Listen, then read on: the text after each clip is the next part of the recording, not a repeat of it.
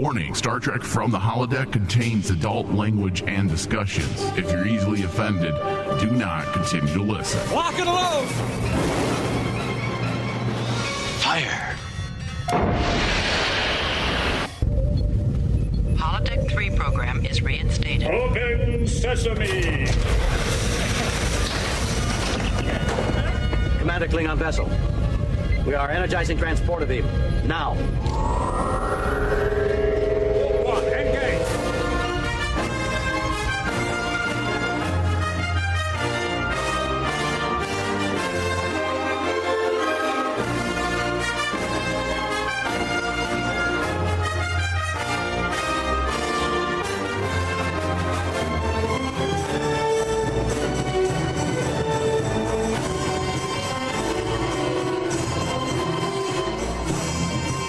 Welcome, everyone, to Star Trek From the Holodeck. I am Michael Flores, the captain. And with me, as per usual, is my science officer, David Sabal. Hello. Hello, Captain. So those that are new listeners, you can find all of our broadcasts, past and present, on iTunes, Stitcher, Google Play, and Spotify. Just search Star Trek From the Holodeck. Leave us reviews as well. It helps. All right, so Dave, it's been a while since you and I have sat down in the studio to discuss Star Trek news. Yeah, because we're coming off of a rocky point. Simmer down over there, Dave. Let's not be negative. Okay. But yes, we have been covering various things. Star Trek Picard has kept us busy for a while, and then before that, we were on hiatus because of our annual winter break. But now we are back to discuss Star Trek news. And because we have not done an actual update show in quite some time, there's a lot to get through because there has been some things, some earth-shattering things. Some good, some bad. It just depends on your own viewpoint. Yeah. Viacom and CBS are now one company again. Amen. Something that we've been waiting for. Yeah, Dave, and this is a positive. It is. For Star Trek fans because it brings the movie properties and the TV series back together. And yes, the Roddenberry estate made sure that these different organizations still played nice. They couldn't just go in willy-nilly and disrupt canon and say, hey, listen, we're not held by anything because we're separate now. So there were still rules to govern Trek. Yeah, he didn't want them to just swarm the carcass and basically rip at it like vultures. Right. But the reason why we were given the Kelvin timeline series was because it was a fun way to give the audience Star Trek that didn't run the risk of disrupting anything that perhaps CBS might have been working on from the TV front. Yeah. It was something that could run parallel to the TV universe because it was in an alternate timeline. And it worked. For a couple years, it worked. But now that CBS and Viacom are now merged, we don't need to play in different arenas. We can now bring everything back together. So we have that. And that's a positive because something about Star Trek that's always been a huge plus for me when it comes to the Star Trek fandom or the Star Trek universe is that everything's connected. And this is something you and I have said various times on our shows, Dave.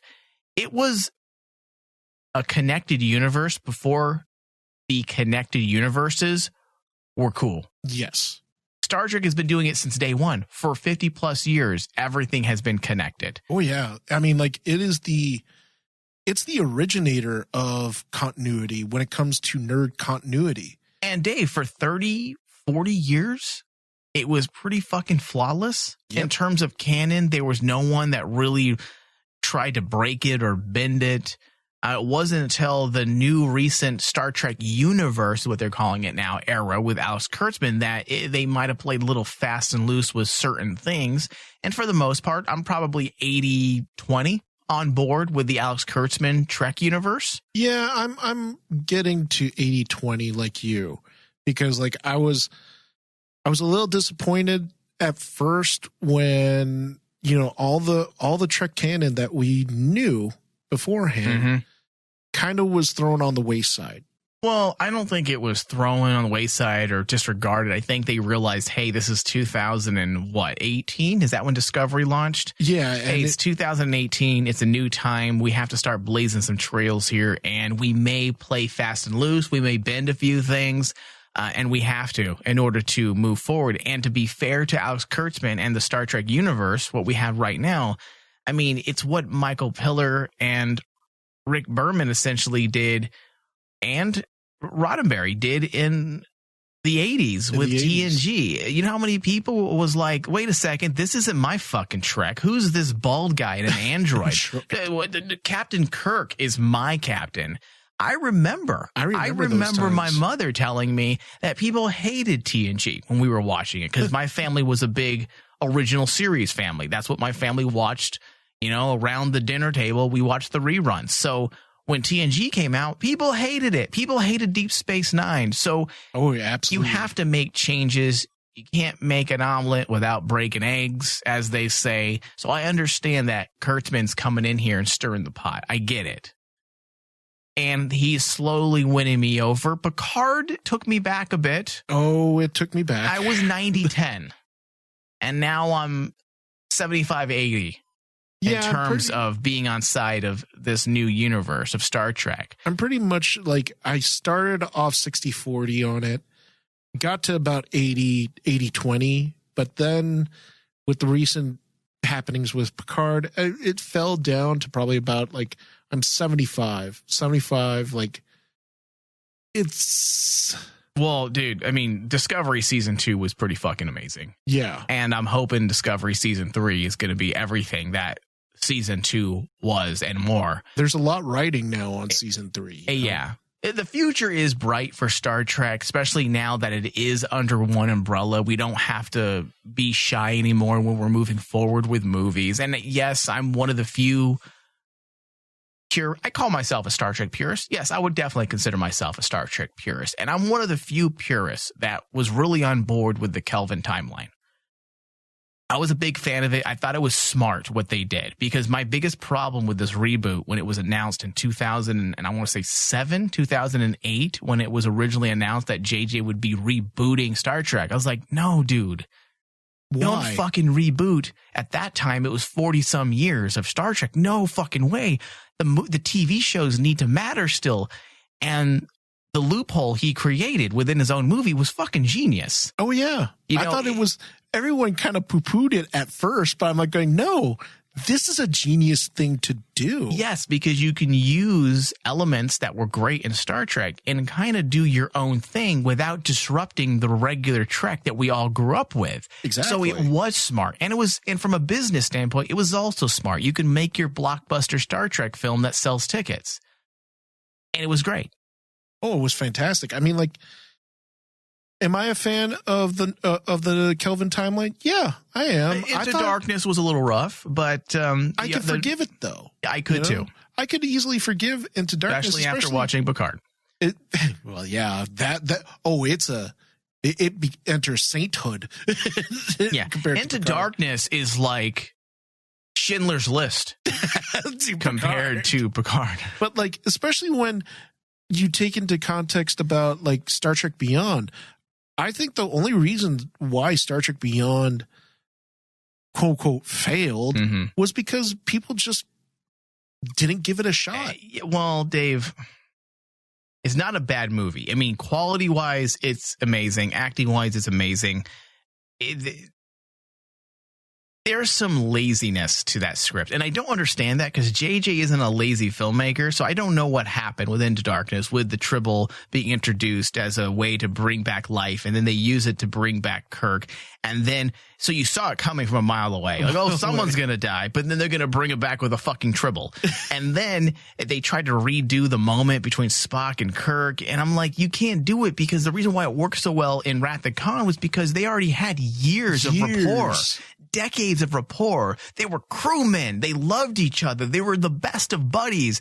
And then in Into Darkness, it was like, hey, dude, I hated you like a year and a half ago, and now we're best friends, and I'm going to cry about you dying. Yeah. It just didn't work emotionally for me.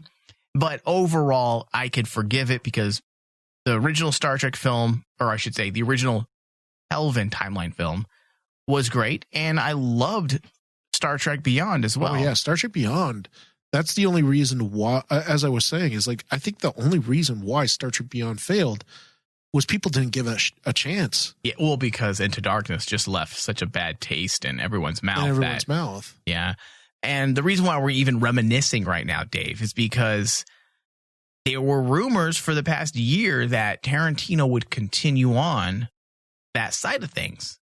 And I knew that once I was hoping that they pushed this movie out quickly, because the merger of Viacom and CBS has been a thing in the works for years. It seemed like that was going to be the dinner bell, so to speak, for a new Star Trek film. It was supposed to be the thing. It was supposed to be what JJ did for 2009.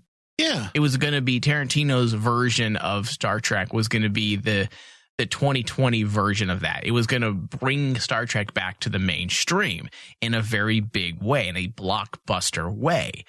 I mean, it made headlines. You put Tarantino's name attached to anything and it's going to make waves. Yeah, and suddenly everyone was talking about it. Right. And I think that if this merger didn't happen between Viacom and CBS, they might have still been really apt at pushing it out. But once that merger happened, and then, Pike, or I should say Chris Pine, just kind of continues to distance himself from Star Trek, even the Tarantino Star Trek has now been all but mothballed. And that's sad because recently, I want to say 3 months ago, Tarantino had pretty much said that it's a done deal. It's not, or it's done. It's not going to happen. He doubts that he will be directing this Star Trek film. And it's because, business has changed drastically. Now that you have Viacom and CBS together, we're probably going to see something more closely aligned to what Alex Kurtzman is doing, especially now that we have an entire branch.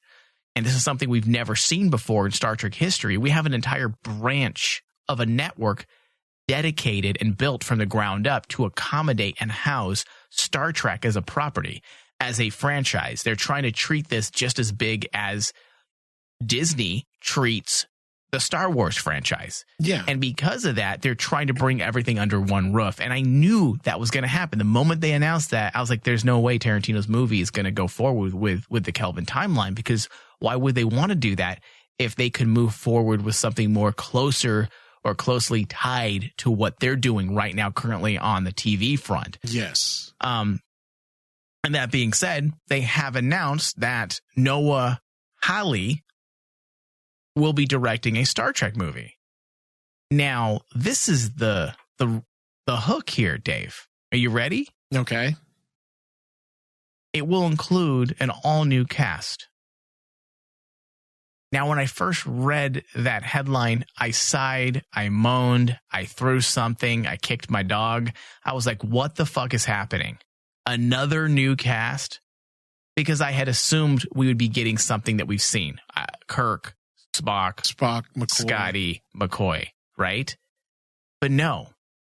New cast, because it'll be something entirely different. New crew, new ship. And then suddenly I was like, okay, you're winning me over. Because how many times, Dave, have I said this is what they should do? I can't even remember. It's countless times, Dave, that I've said on these shows, enough with Captain Kirk, enough with Spock, enough with McCoy, enough with Picard, enough with what we've already done.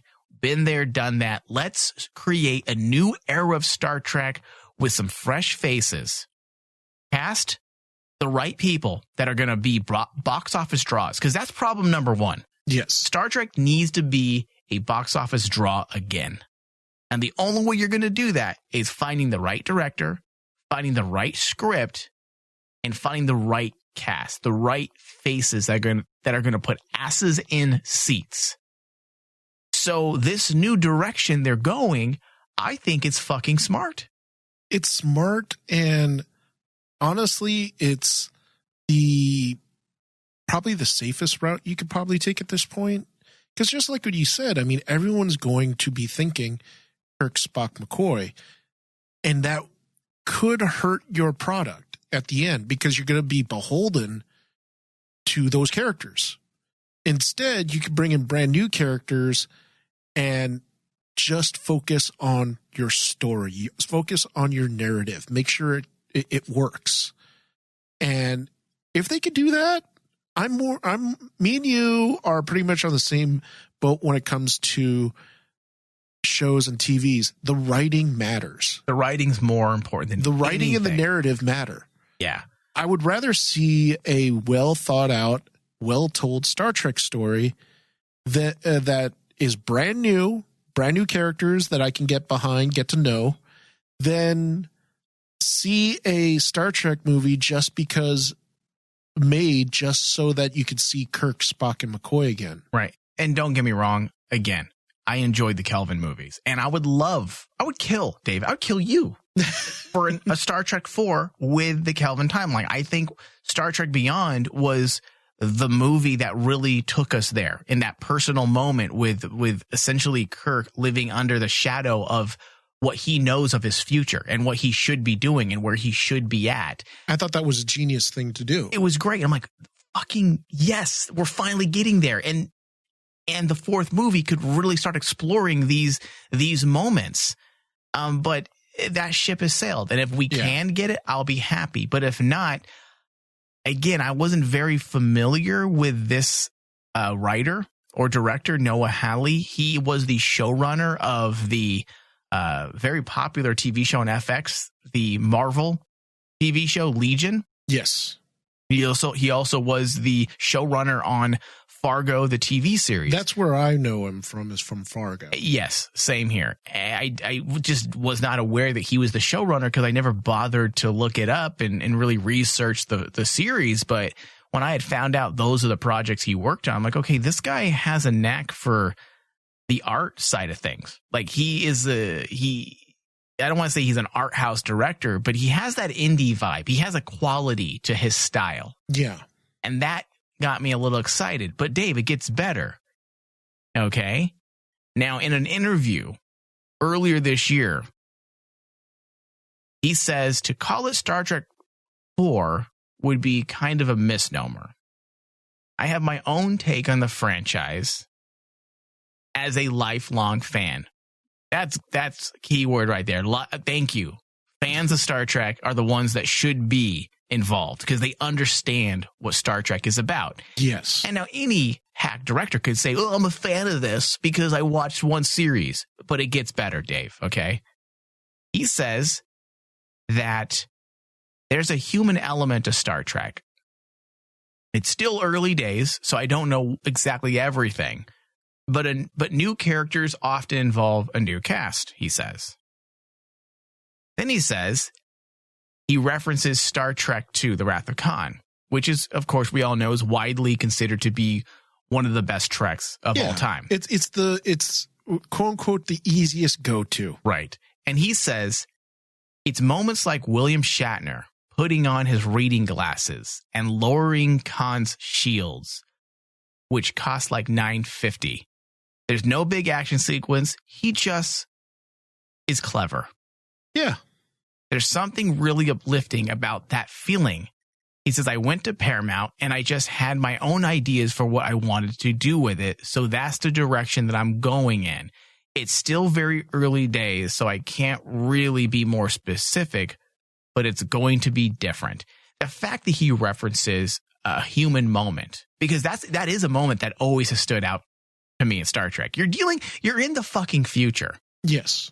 And yet, Picard or McCoy has mentioned that they have eradicated the common cold, but William Shatner puts on glasses.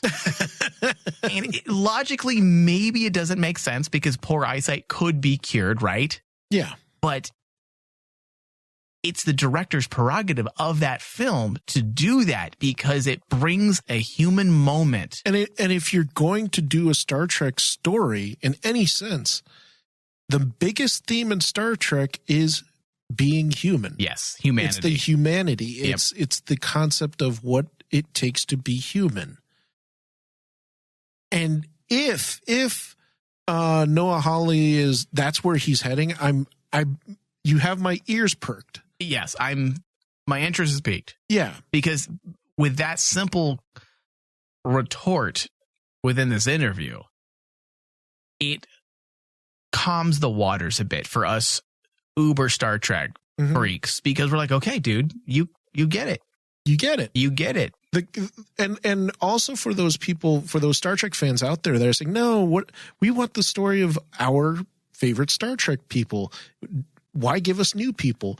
Listen, it works in Star Trek to introduce new crews. Yeah, and when those days are done, I am a Captain Kirk guy. He's always been my favorite. Be there. But we had 50 years of Captain Kirk. Mm-hmm. It's time to move on. And there's more to Star Trek than Kirk and Picard. I mean, come on. There's Sisko. There's Janeway. Yeah. Even all of them are great in their own way. Even our special Archer is right there. Well, you can't all be perfect. But like even down to Discovery. Discovery is an entirely new cast and crew, and we Captain got Pike. behind them. Amazing. Yeah. Yeah. We got behind them. Yeah. I think we're on the right path here. It's too early to say. It's too early. But I will say that I was a little more calm when I read this interview, because I was a little pissed off that Tarantino's movie wasn't going to move forward at this point. And I know there may be Star Trek fans out there, Dave, that says, oh, but you're a purist. How would you ever want Tarantino to direct a Star Trek film? It would be an abomination. No, it wouldn't. And I'm like, no, it wouldn't. It would be different. But Tarantino is a filmmaker through and through. He lives and breathes the 1960s. He would probably bring an element to Star Trek that has been missing. And not only that, he would bring Star Trek back to where it needs to be in order to succeed. Yeah. I know people like to poo-poo on mainstream appeal and pop culture, but Star Trek is a part of pop culture, always will be. And for it not to completely die out like it has from the movie side, you got to keep reinvigorating it. You got to give it that energy, and Tarantino would be the directing name that would give it that boost, that oomph, to put people in seats. He would have changed the way many people look at Star Trek. So because of that, I feel like he was a great choice for a very specific type of movie. For a specific type of movie, yes. But like, the one question that I have that I would be really curious to see how this plays out, they've been talking about, okay, we're going to bring a new cast in, right? Right. Well, if the idea is to bring in names to be in a Star Trek film, there's always been that part of me that says, well, if they get too big of a name, then that takes away from the movie. Like, I used to remember everyone was constantly saying like Star Wars should bring in Brad Pitt. Oh, please. All that, Tom Cruise. Yeah, no, they've said the same things for Star Trek. And they say the same things for Star Trek. And I'm like going, if they're aiming for that, I don't think that would work. No, I'm not talking like putting Brad Pitt in. I'm talking about finding the right charismatic new faces that can carry this new franchise forward. You know, don't turn it into the Fast and the Furious with all of a sudden The Rock and we don't need Dwayne Johnson sitting in the captain's seat, please. Exactly. I would fucking shoot myself in the head. Yeah, Dave, why do you got to bring up things that make me angry? And also, we need Noah Hawley to show Michael Chabon how to write. No. He needs to kill Michael Chabon. Oh, David. Very rude. I have no filter when it comes to Michael Chabon now, because I'm sorry, you ruined my life. You ruined my life. Well, Dave, you've ruined my life. But like with Michael Chabon, he enters that echelon of like creative, quote unquote, let's put this in parentheses, creative people that I think I would rather them just disappear. Well, the reason why I even bring this up is because you and I, and again, for those people that may not have listened, we had been covering Star Trek Picard. Yes. And we tried to remain positive. We're fans of Discovery. Yeah. Because the series overall is written fine. It might have played fast and loose with Star Trek, but overall, the series was written well. There were capable writers involved for the most part. Picard was just an abomination. in almost every single fucking way. And I'm not going to get into it, David. I like how I blame you.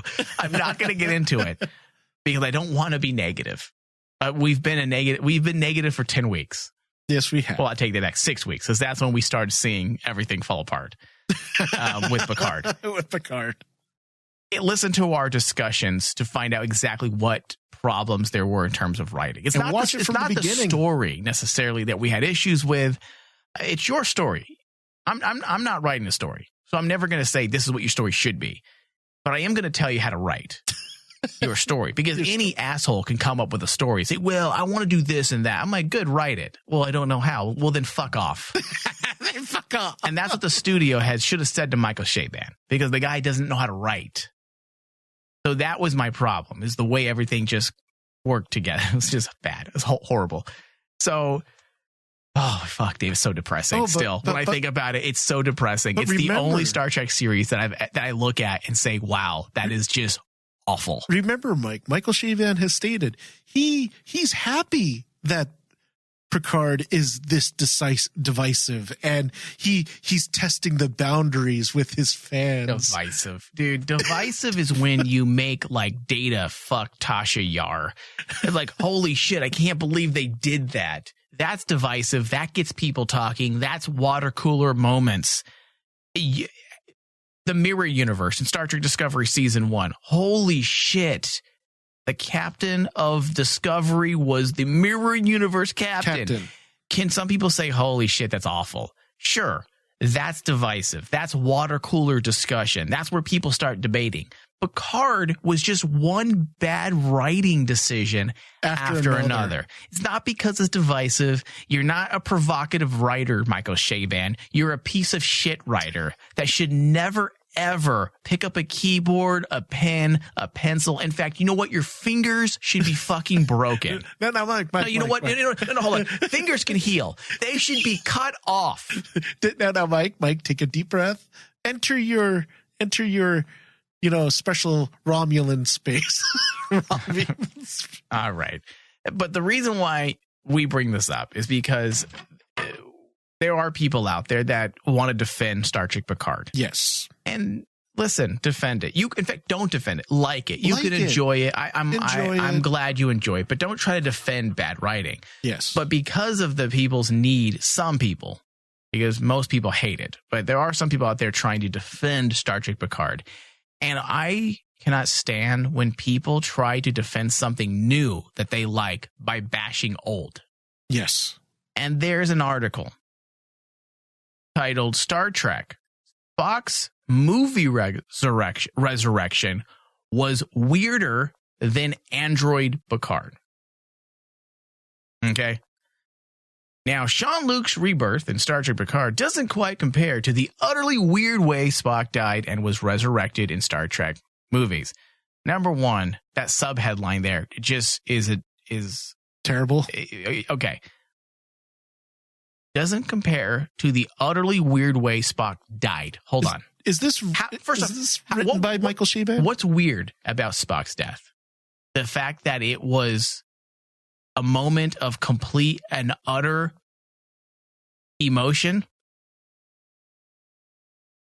that all inhibitions were torn away from Kirk and Spock as they express their dying love for each other as best friends.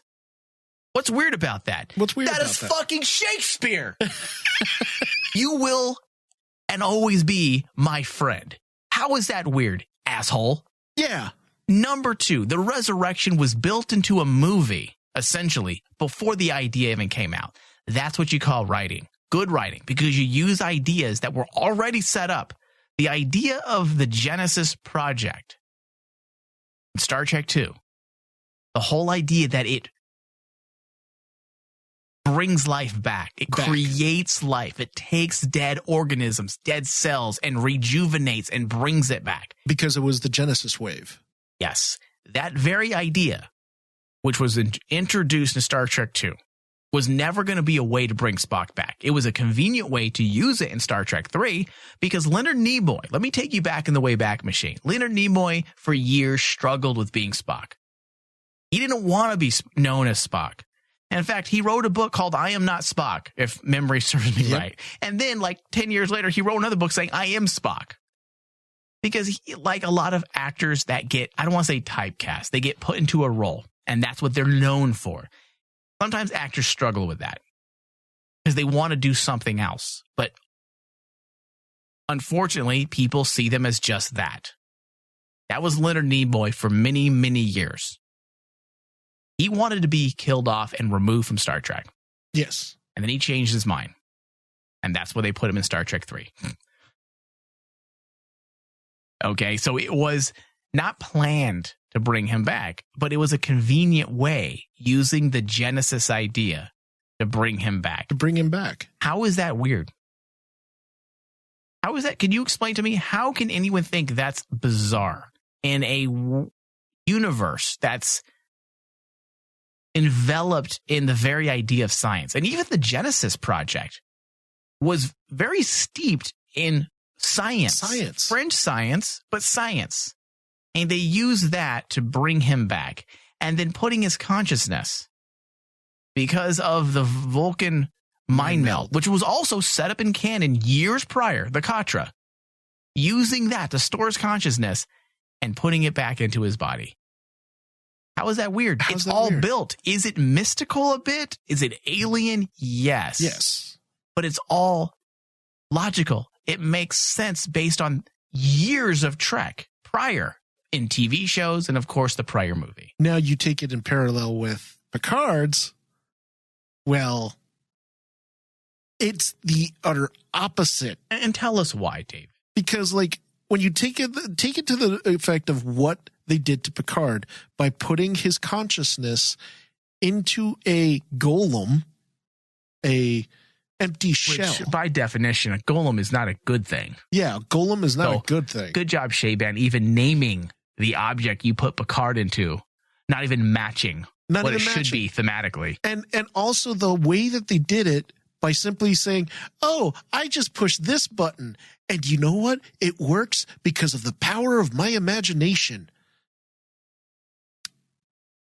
Go fuck yourself. Yeah, but you had a deeper thought in our Picard discussion about why it derails everything about Picard. Yeah. Because, like, think about it. You take this moment of his death and you put him into a synthetic body, which goes against everything that we started about Captain Picard, about his battle against the violation that he underwent becoming Locutus. And then you just basically wipe it all away. Nope, it's okay. We're going to shove you into this cybernetic body just like the Borg did. And at that moment, that's when I broke on the show. Yeah. Because you essentially did something, I hate using this word, but you raped a character. You violated him because his core tenet was based against something what you just did. And yet everything is fine. And people, just like what you said, is like people say, well, this isn't as weird as Spock's rebirth. And you, as you put it, Spock's rebirth at least was based on stuff that was put prior to us. So we can actually believe this. There were things already set up. And the way this person blogs about it says, revisiting the original series films highlights how utterly mad the whole scenario was. And when you think about when I go back, it's not mad because those elements were already set up. If in Star Trek 3, we've never heard of the Vulcan mind meld, and we have never realized before that they're a telepathic race, a telepathic species, and we knew nothing about their culture and the mythology that's behind their culture and their beliefs, then yes, it would be like, yeah, that's pretty bad writing. Star Trek 3 literally just made everything up to bring back this character. It would be awful. Yeah. But it's not awful because they're using, before, at that time, what was it, the 80s? They're using what? 20 plus years of Star mythos. Trek canon Yeah. to bring back a character in a way that makes sense, not to mention things that they had set up in the second film. It's not ludicrous. It's not ludicrous. It's actually heartfelt. You see the reunion of best friends, the understanding finally of Spock's father finally understanding his relationship with humans, Spock's relationship with humans, understanding how much they care for him. Yeah. Fleshing out the relationship between Spock and Kirk further, Sarek and Spock, Sarek and Kirk, understanding the culture of Vulcan. Vulcans. Dude, what is fucking weird about it? It's Yeah. fucking amazing. I want to go watch the movie now. And then you take it into Picard, as I stated, you have no basis of this race. You take a guy that his life mission was to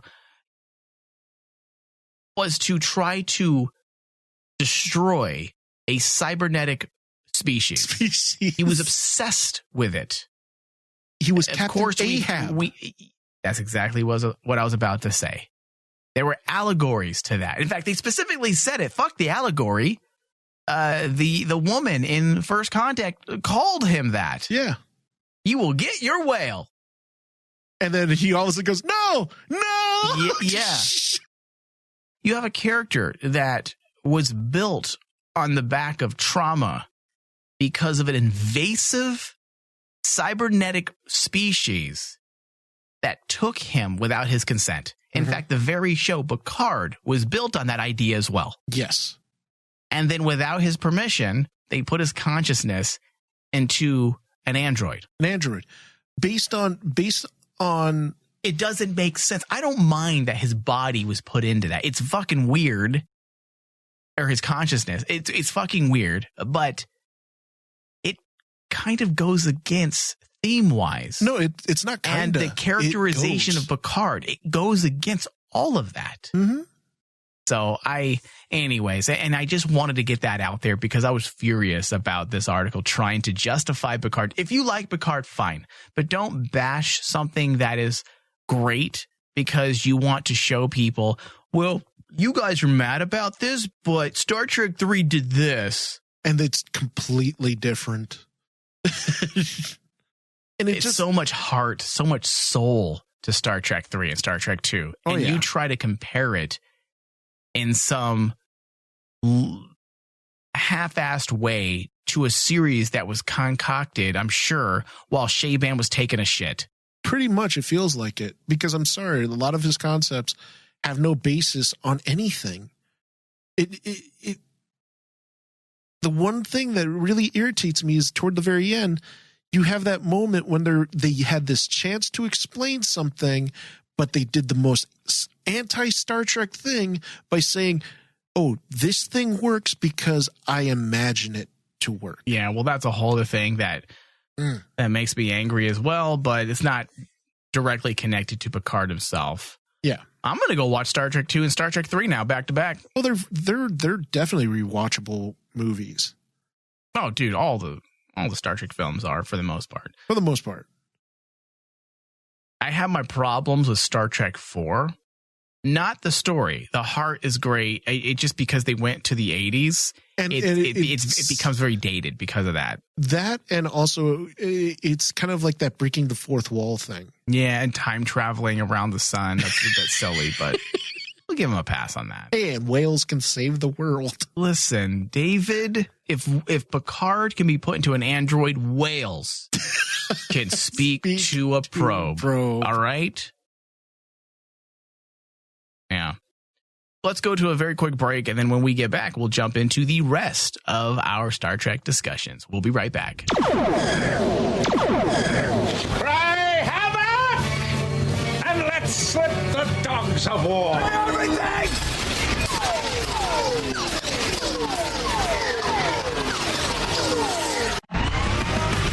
The Rain Man Show. The Rain Man Show.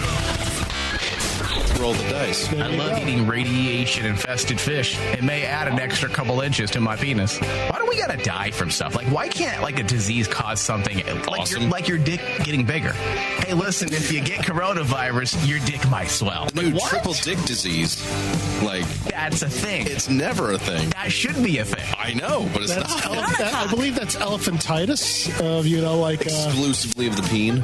Well, if it's there, then then I guess that would be a good disease. That is true. Thank you. There's never. A lot of you knows and to get to the exact same thing Thomas just said. You see, I think I already some people qualify. I think I call it qualify a- for being elderly now. Yeah. Will I be useful to the network if all of a sudden I come in and I suffer Alzheimer's or like some sort of Parkinson's? Of immediate- course, you're never leaving.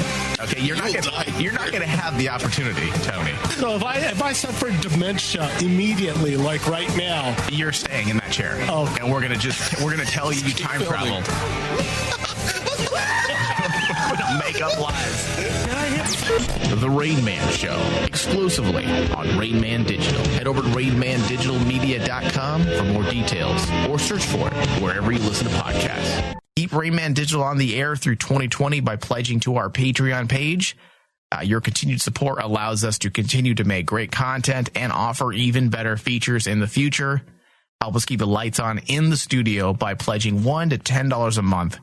Go to patreon.com/rainmandigital to pledge. Free stuff is awesome, but free stuff that will spice up your bedroom is even better. Just go to adamandeve.com and select almost any one item for 50% off, and then we'll load on the free stuff. Just enter this very exclusive code, RAINMAN, at checkout, and you'll get 10 tantalizing free gifts, including a sexy item for him, a special toy for her, and a third item you'll both enjoy. And 6 extra special bonus items that are sure to rev your engine, pique your curiosity, and even blow you away. Plus, free shipping! Always sent in discreet packaging. Go to adamandeve.com now. Get 50% off plus the 10 free gifts when you enter the exclusive offer code RAINMAN. Again, that's RAINMAN. Because without it, no free stuff. That's RAINMAN at adamandeve.com. Energize. A ship in trouble making a forced landing, sir. It comes from the Talos Star Group. Their call letters check with a survey expedition. My name is Christopher Pike, commander of the Space Vehicle Enterprise. Our destination is the Talos Star Group. There's a canyon to the left. We can set you down there completely unobserved. I think it's time to show the captain our secret. This is Vina. Her parents are dead. She was born almost as we crashed. This is all some sort of trap. Are you real? Perhaps they made me out of dreams and forgot me. Is there any way I can keep them controlling my life? All right, welcome back, everybody, to Star Trek From the Holodeck. All right, Dave, so we have some news here about the very first Star Trek novel set in the Kelvin timeline. How did it take 10 years to get to this? Dave, the Kelvin timeline will go down in history as the most missed opportunity. Missed opportunity. That's actually a better way of putting it. Missed opportunity. We haven't even gotten a book until now. 10 years plus, 11 years since the very first 2009 J.J. Abrams reboot. But we are finally getting Star Trek novel that's set in the Kelvin timeline. And it's going to be out just this week, actually, just a couple of days away from broadcast, from the time of broadcast. And it is written, are you ready, David? By the great Alan Dean Foster. And that is why I will buy it day one. It's already on pre-order for me. As soon as I saw his, first off, when I heard about it, I was excited. Then I saw that his name was attached to it. I mean, Alan Dean Foster is one of the greatest sci-fi novelists out there. Oh, fantastic, fantastic. And he has never written an original Star Trek novel yet. This is the first one. This is the first one. So I'm sure he's going to be putting all his cards out there. Like, all right, I'm going to do this. I'm going to do that. I'm going to do this. A man like this probably has so many fucking ideas. And the fact that we're going to be able to explore the Kelvin timeline once again, even if it's through a book, I will take it. I'll take it. Absolutely. Now, his previous Star Trek work includes the Star Trek log series of novelizations of the animated series and the novelization of Star Trek 2009. And actually, the Star Trek Into Darkness. He did the novelizations for both. I have like an old cassette audio of his from the log series. Oh, really? And it's awesome. It's still something that once in a while I'll put in there. And those audio logs were just so fun to listen to. Yeah, dude. Yeah, you can find some of that stuff on YouTube. Should I say that? Or is that promoting piracy? Promote away. All right. It's old, right? So the synopsis of the plot of The Unsettling the Stars, that's the title, reads, taking place in an alternate timeline created when the starship Kelvin was destroyed by a Romulan invader from the future. This bold new novel follows Captain James T. Kirk and an inexperienced crew commandeering a repaired USS Enterprise out of space dock for a simple shakedown cruise. When a distress call comes in, Enterprise must aid a large colony ship of alien refugees known as the Paranorian. The Paranorian? The Paranorian. Paranorian. Yeah, whatever. We'll go with that.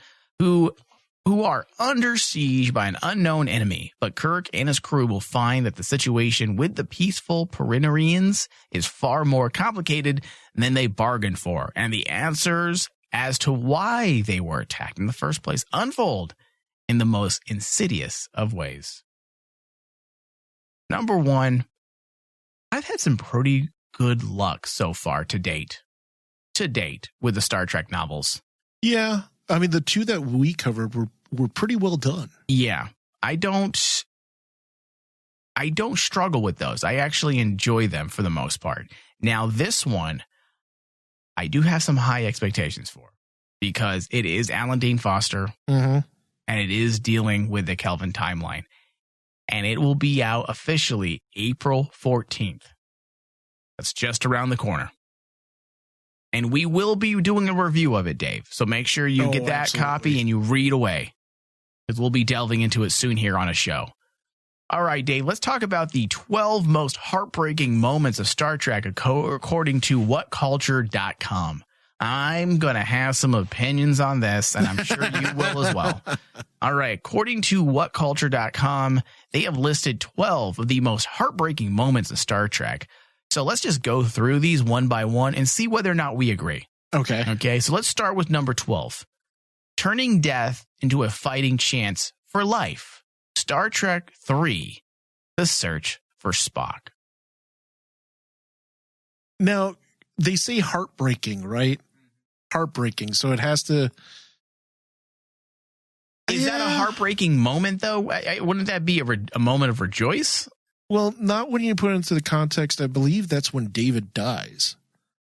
When Kirk loses his son. Hey, you know what? That is exactly what they're talking about. So if you're heartbreaking that, yeah. That because honestly, that is when Kirk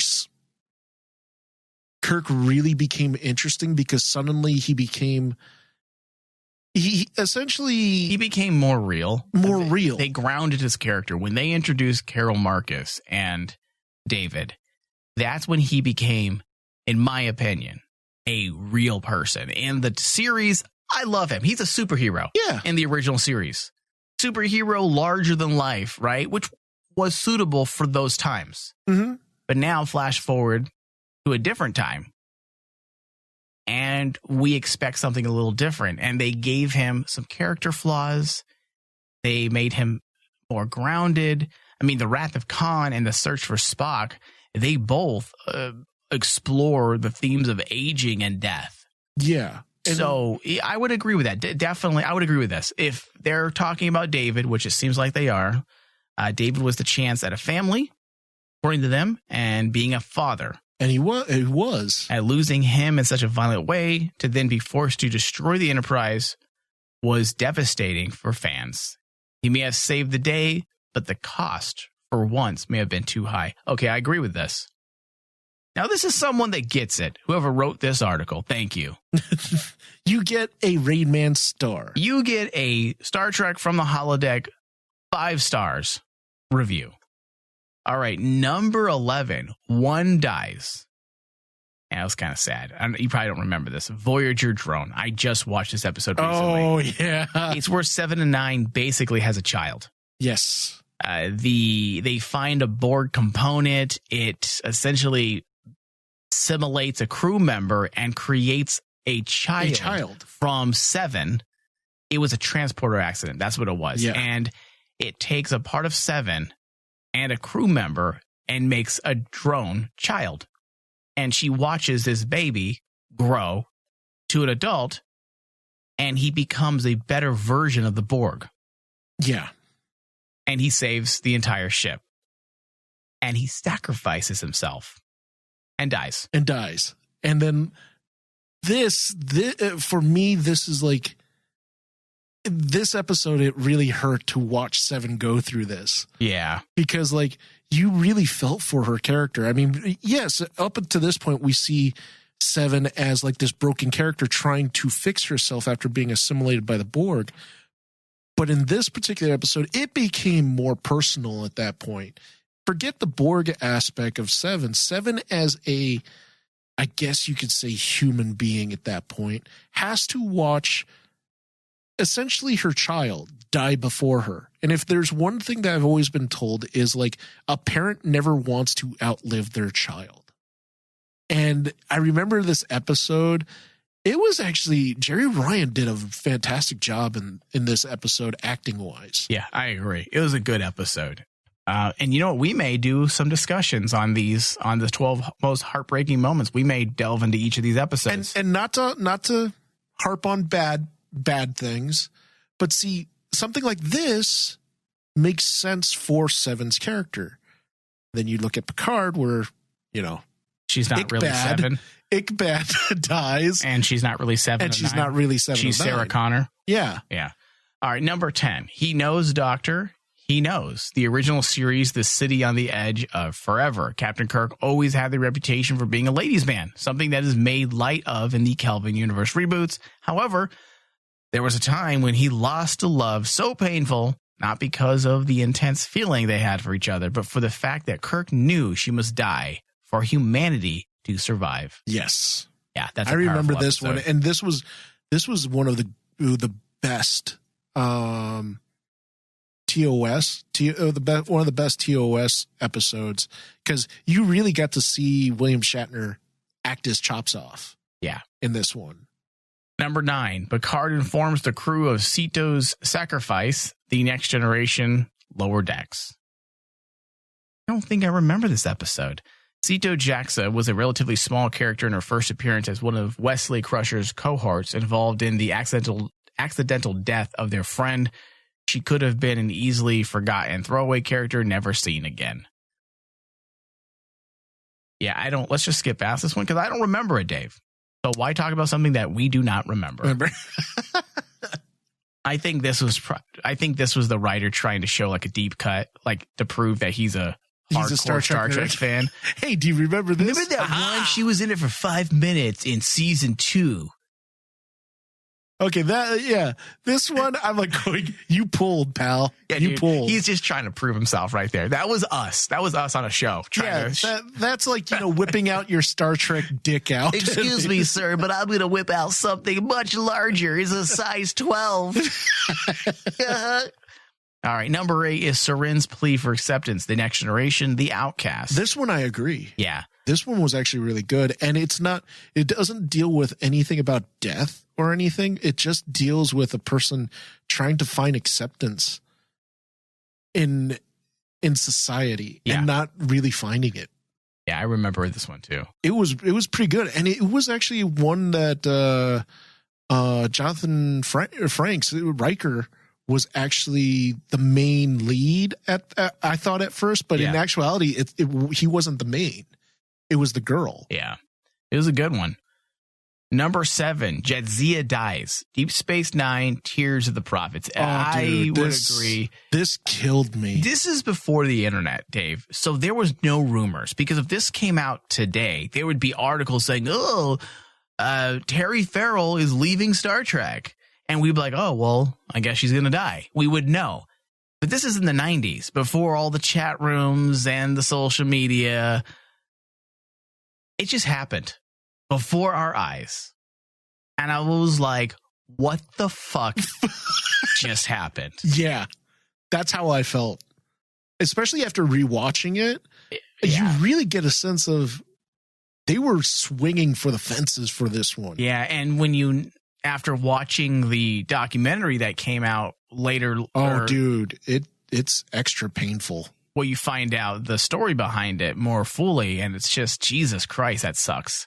And it sucks too, because like the person that took over for Terry Farrell, right? Yeah.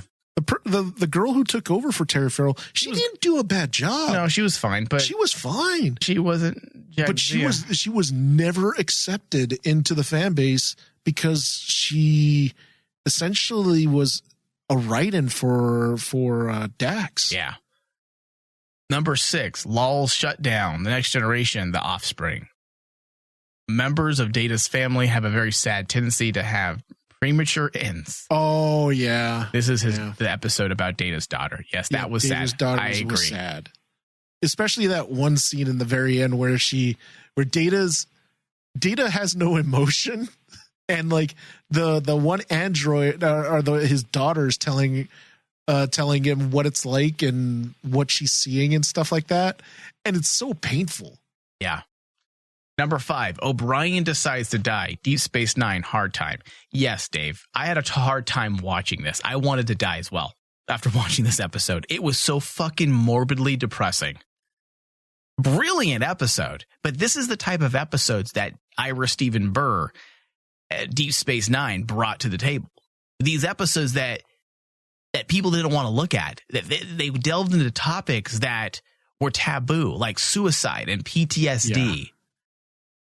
Fuck, this episode was powerful. Yeah, this was a really good one. It was a pretty scary one too when you look at it, because this is, for longtime listeners of our channel, I made no bare bones about suicide and myself, about my story, about like in my past. And quite honestly, this episode kind of plucks at a very, very sensitive spot for me, to the point that I can't watch it. It's a rough watch. It's a rough watch. It's fantastic. It's just hard to watch. You have to be in the right mindset. Yeah. Number 4, The Final Melody. The Next Generation, The Inner Light. Picard's time as Kamen will forever rank as among the most beautiful episodes of Star Trek The Next Generation, following the captain through his initial confusion and hostility to his surroundings, to his acceptance and then embracing of his new life, makes for a very moving story. Now, this one, I don't know if I don't think I would put this as heartbreaking. Yeah, I agree. That's why I was trying to think about this. I'm like, I don't know if this was, it wasn't a bad episode. It was a good episode, but I don't know if I find it comparable to the other ones. Was it dramatic? Was it dramatic? Yeah. But I wouldn't put it in the heartbreaking category, because the heartbreaking means that there has to be something that is tragic or something that's lost about it or heavy about it. And essentially this episode, it's Picard going through his life to the very end, living to an old man age. Yeah. Number 3, DePaul and Trip share their grief. Enterprise, Terra Prime, and I fucking agree. Number 1, Dave, the relationship between DePaul and Trip affected me in a way that a Star Trek relationship has never done before. There was something about their relationship, how it was such a slow burn for 2.5 seasons. And then DePaul was married. And Trip was in love with her, and she was in love with him, and they couldn't be together. It was a love that just couldn't be. It was a fairy tale type of story. And then they finally admit to each other they love each other. They get together, and then their kid dies. Yep. It's devastating. Fuck the Enterprise writers for doing this. This affected me in ways, dude. Like, I can't watch this episode. I don't know, something about painful. It's real. This is what I mean by heartbreaking, because that scene, it's the one scene out of all of Enterprise that still sticks to me to this day, because essentially you get to the point when they lose their child. And this whole time in this series, T'Pol and Trip are kind of like that couple that we've been rooting for. Yeah. You root for these two, and then all of a sudden you get to the point that, oh, they lost their child. Yeah.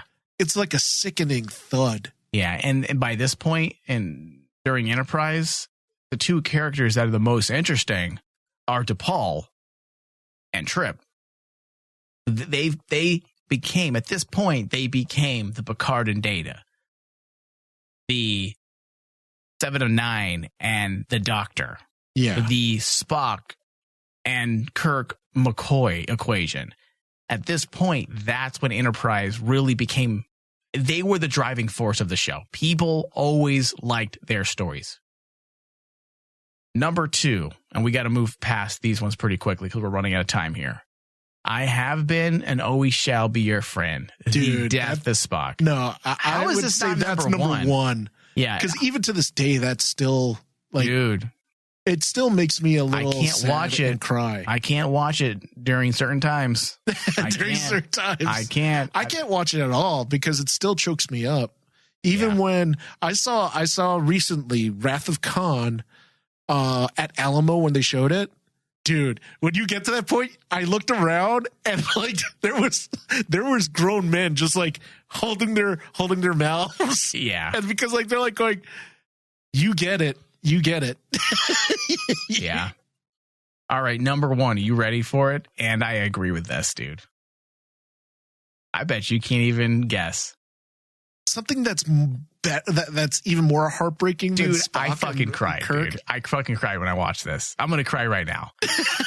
Old Jake dies so that young Jake can be reunited with his father. Deep Space Nine: The Visitor. That was the episode where Sisko gets stuck in like a time loop. Oh, and he only reappears every like, I don't know, however many years. I think it's like 5 years. And every 15. time he pops up, Jake is older. And he realizes that Jake has wasted his entire life trying to figure out how to save his father. It is the most... I mean, David, I went to sleep and just had nightmares afterwards. It's just the most morbidly depressing episode of Deep Space Nine. But this is what we like, though. We like these depressing ones because it's good drama. Because it's evoking feeling. That's what TV shows are supposed to do. That's what art is supposed to do. And that's why this episode, I agree with this. Yes, perhaps if I was able to watch every single episode of Star Trek and every movie right this moment, I might pick another number 1. But this one, I can't disagree with it. I can't well, here's the thing. The only thing I disagree with a little bit is the Spock and Kirk one, because that one still don't you think that's a little too obvious, though? Like, do you think if they would have put that as on the nose? That's the one. That's probably like why this one. When I remember this now, yeah, this was really sad. Especially what put it over was the performances by Tony Todd and Avery Brooks. Yes. Dude, Jesus, when Avery grabs onto Tony Todd's face and talks to him like it's his son, and they just weep together. That's brilliant acting. I mean, Avery Brooks, damn, that man can act. He's always been one of my favorite actors of all time, because of like, when I think about it, even when in my days of not liking Deep Space Nine, the only reason why I would watch Deep Space Nine is because of Avery Brooks. Avery Brooks was fantastic. Like, I would, his acting performances were just powerful when you get to him. And this moment when he's holding Jake, as an old man, is like so sad. I think we need to go through our own list of emotional episodes. What do you think? I think that'd be kind of cool. Maybe we should do it throughout the year as part of our free broadcast rather than Patreon. So we could depress everybody. Yeah, well, by the end, we'll probably won't be able to finish because by the end, we've already been dead. You'll be like on the floor crying. You're going to come into the studio like, Mike, are you okay? And you're just going to see my rotting corpse because I'm in the bathtub dead. The thing is, though, here's the thing.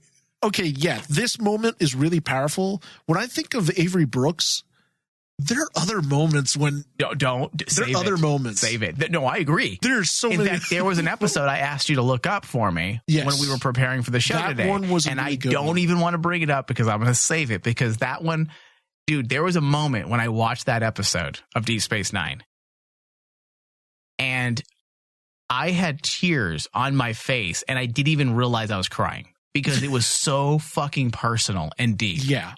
And that's the beautiful thing about Star Trek.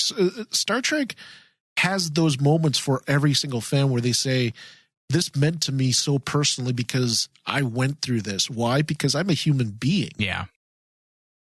Yeah. All right. This does bring us to the end of our discussion for today.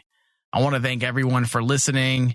And it's definitely worth reminding people, Dave, that we do have a Patreon page. If you enjoy our broadcasts and the high quality content that we deliver each and every single week, please head over to patreon.com/RainmanDigital and pledge. When you pledge $5 or more a month, you gain access to additional Star Trek discussions, reviews, breakdowns, thousands of hours of additional podcast episodes.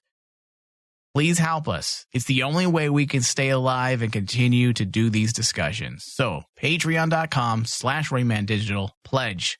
Thank you, David. Thank you. Live long and prosper. I couldn't help but notice your pain. My pain? It runs deep. Share it with me. End simulation.